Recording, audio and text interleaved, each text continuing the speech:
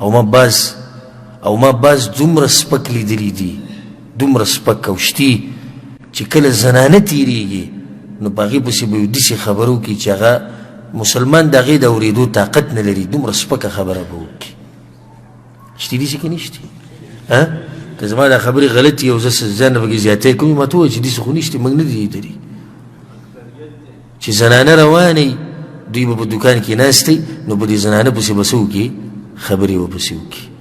دا دوکان کې خو ډېر شی ناستي او د نقصان دی دوکان کې ناستې دا مې که چېرته زنانه دننه راتله غواړي او دننه نشي راتلی او که راشي نو په دوی کې به بعض هغه فاسقان او فاجران دي چې کله دا زنانه وځي نو په دې پسې خبرې شروع کړي. زه یو پیر یو بازار کې دا واقعه ما لیدلې پخپله. یو زنانه تېره شوه، عربۍ زنانه وه او څه پښتانه ولاړو درې څلور، نو هغو ډېرې هغه سپکې خبرې وکړې چې زما په خوله نه راځي او نه یې موږ الحمدلله کولی شو په دې زنانه پسې. خو دا خو هغو ته پته نه وه چې دی پښتون دی، په دې زموږ په دې خبرو پوه شو.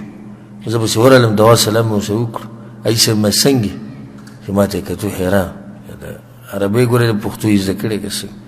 بیا مو ته په زور ما څنګه وی خیمه ما ډېر زبردست کار دې وکړو. وی څنګه جي پوه نه شو؟ ما یو زنانه ستا په ژبه نه پوهېده او خاوند یې نه ورور یې نه و، هغه دې وشرموله.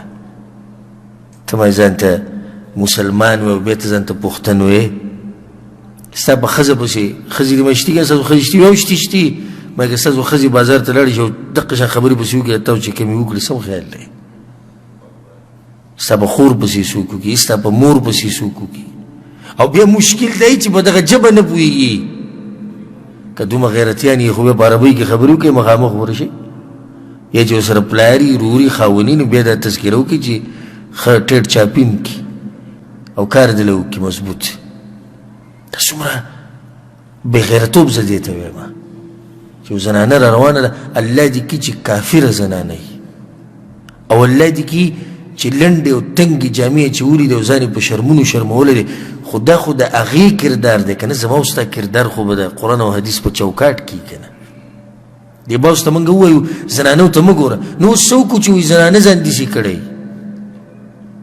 نو دا ښکلې خبره شو. ما او تا نه به تپوس د قیامت په ورځ د چا په باره کې کېږي؟ زما د خپل ځان په باره کې به کېږي. یا ایها الذین آمنو علیکم انفسکم، ای مؤمنانو د خپلو ځانونو حفاظت وکړئ. الله وایي قیامت په ورځ الله مانه دا تپوس کوي چې پلانیه ته چې بازار ته تللی وې تا ولې دې زنانه ته کتو، خو مانه دا تپوس نه کوي چې په دې بازار کې چې دا پلانې ګرځېده دې لنډې تنګې جامې اچولې وې ولې، دا تپوس الله مانه نه کوي. خو دا تپوس الله مانه کوي چې تا څه کردار ادا کړی.